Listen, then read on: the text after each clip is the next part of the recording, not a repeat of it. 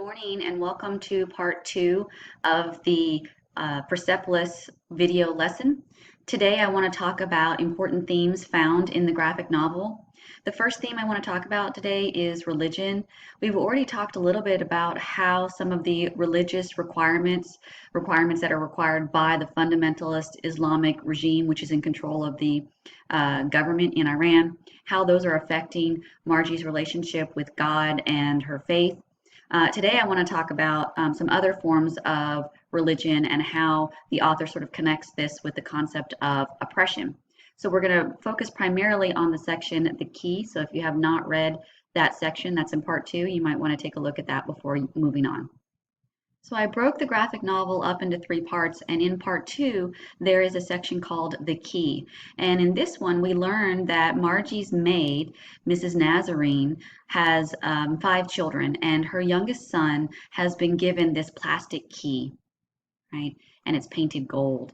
And he, along with many of the other poor children he goes to school with, has been given this key and told that this key will get him into heaven if he fights as a soldier in the Iran-Iraq war. So let's look ahead a few pages and see what some of the effects of that are.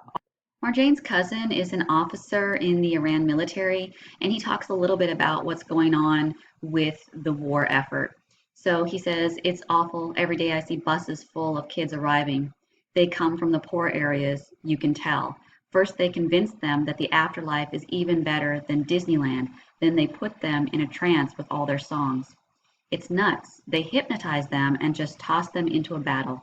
Absolute carnage." And on the next page, you see an image of that carnage. So here's that image of the carnage of all of the little kids being blown up on battlefields with the little key hung around their neck. And what this image and this text as a whole tell us that religion can be used as a form of manipulation, especially when you're sort of talking to people who are uneducated or undereducated. It's also important to note that many of the people who fight our battles on the front lines are often the poor. This is true in Iran, but it's also true here. The major majority of enlistees here in the United States come from poorer or working class families. And so it's interesting to note the correlations between Iran's social structure and our own. The next theme I want to talk about is politics. So looking at this first bullet point, it says there are 2 groups who initially oppose the Shah: the urban working class who support the Ayatollah, and the wealthier educated class who favor, it says, a Western style democracy, but many of them actually favor a far left communist style of government. And they work together because neither side wants the monarchy style of government represented by the Shah. So they come together to overthrow their leader. But then what happens is, rather than forming a cohesive government, it's the Ayatollah's group, the right-wing urban working class group, that sort of takes power, or rather the group supported by the urban working class takes power. And they actually begin to even assassinate and push out of power those wealthier educated individuals. And we see that happening in one of the first sections of part 2 of Persepolis. In the section titled The Sheep, we see that some of the political prisoners who worked together with the right-wing fundamentalists to help overthrow the Shah, they were let out of prison in part 1, but now many of them are being assassinated by this new right-wing fundamentalist government. So here's this image here of Moshin, who was one of those political prisoners, one of those left-wing sort of communist-leaning individuals. This also ends up happening to Margie's uncle. Marjane's uncle is initially arrested, and then you'll see in this next page that he is eventually executed. And in part, he is executed because of his connections to the USSR. Remember that he lived there for some time. He has a degree in Marxism, Leninism, so he is openly communist and supports the founding of a communist government in Iran. And so as a political individual, they see him as dangerous. Again, it's interesting to draw correlations between Iran's social structure and our own. So Iran has these two diametrically opposed groups. And in some ways, we have our own diametrically opposed groups here. We have a Republican and Democratic group. And we're seeing in the last decade or so that the Republican group is becoming much more conservative, and the Democratic group seems to be leaning more and more left. And there seems to be a difficulty between those groups to come together and to make compromises. And some of the questions here says, why is this dangerous or problematic?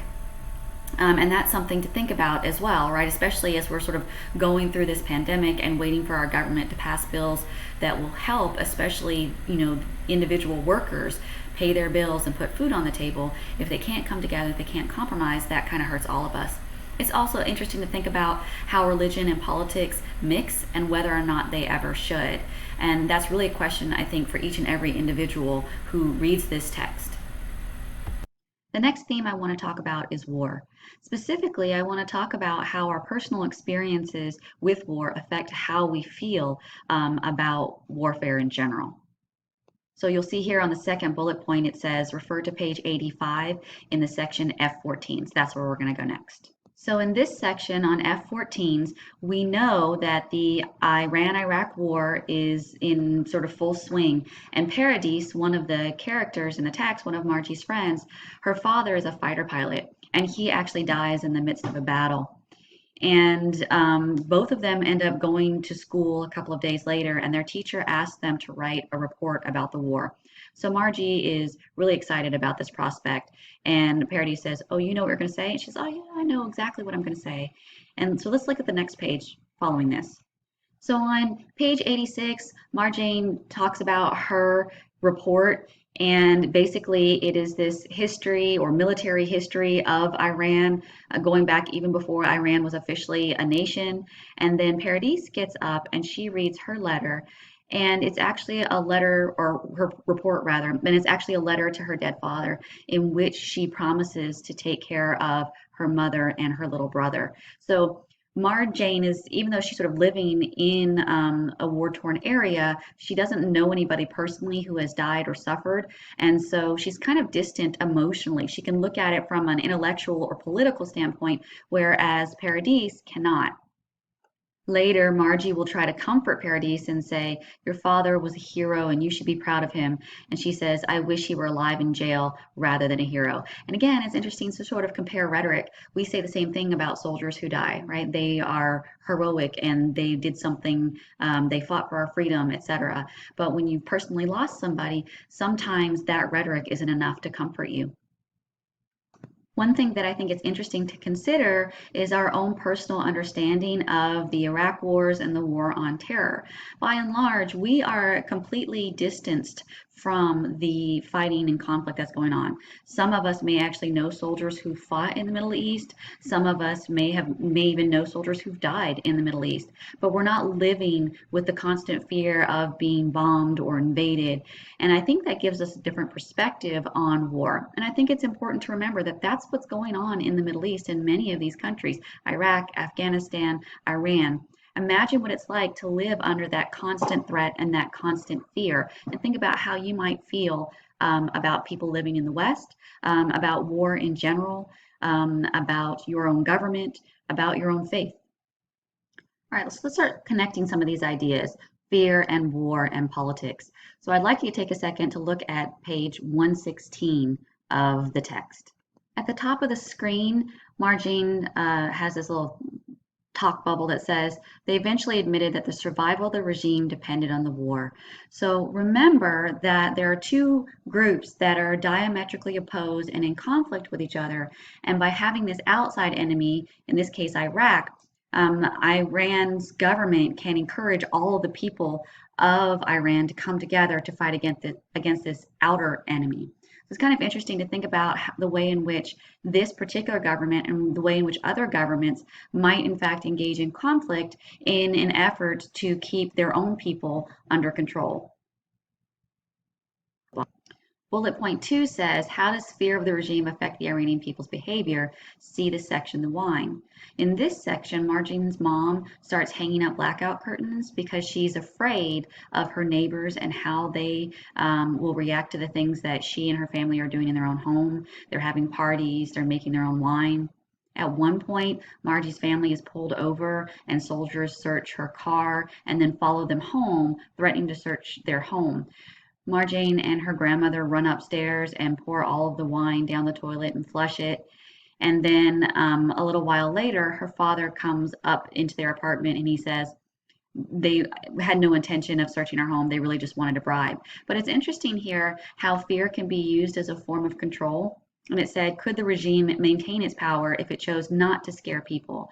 So if you disagree with your government, you can protest and fight against your government, work to change laws. But if you're afraid of that government, you're much more likely to sort of toe the line. And I think it's kind of interesting to think about that last question. Are there any nations that don't use fear to some point to maintain their power? Does our own government sometimes use fear to maintain their power over the American people? Let's talk about the theme of family. This story is at its core a story about a family, and in many ways, Margie's family seems less than traditional. They have maids and live-in help that help to raise their daughter. They give her material that is probably far above her intelligence level to read, and they work really hard to maintain a certain kind of lifestyle for her, even within this very oppressive regime. So when they go to Turkey, they bring her back posters and jean jackets and cassettes and all these things that they know she's not allowed to have. And it's important to ask ourselves, is this a good thing? Is this a bad thing? And why? Let's look at that section on Kim Wilde. So in this scene, you see that Margie's parents have just returned home from Turkey and they brought her all these gifts. And she puts on her new jacket and her new Michael Jackson button, and she decides to go out into town to go shopping. And her mother lets her, even though she's only 13 years old, and even though she's dressed in a way that may not be very permissible in this under this fundamentalist regime. In the next scene, Margie goes walking through the black market, and eventually she's actually stopped by a group of women whose job it is to stop other women and girls who are not dressed appropriately. So remember, in this fundamentalist regime, men are not going to be touching women. They grab her, they threaten to even take her to jail for what she's wearing. Again, it's important to think about what's really important to her family. Is it important that their daughter stay safe, or is it important that she think independently, that she have a life outside of these controls of the government? We may actually think that her mother is too permissive. And in some ways, I think she might be. In some ways, her permissive nature puts her daughter in danger, in jeopardy. At the same time, if she doesn't allow her daughter to have some independence, what kind of life is she going to have? And how is she going to grow up? What is she going to grow up to believe? So I think it really kind of is interesting to think about what values they're trying to teach their daughter here. The last theme I want to talk about today is education. I think it's really interesting to look at the way in which Margie's education is affected by each new regime. So in the early part of the book, her teacher tells her that the Shah was chosen by God. But when the Shah is exiled and the Ayatollah comes to power, she and her classmates are forced to tear pages out of their books. And when she says, but you said the Shah was chosen by God, her teacher becomes angry at her. So on this first bullet point, it says, what seems to be the goal of education? What seems to be the goal of the public education in Iran, and I would argue what is one of the goals of public education everywhere, is to indoctrinate, to not just socialize, but maybe even a little bit institutionalize, to get young people to believe the way everybody else in the nation believes. So her parents actually seem to conflict with that goal throughout the novel. Her parents give her books that are sometimes inappropriate for her age and certainly would be considered inappropriate by the fundamentalist Islamic regime and would have been considered inappropriate by the Shah while he was in power. They also encourage her to question her teachers. They undermine her teachers at times.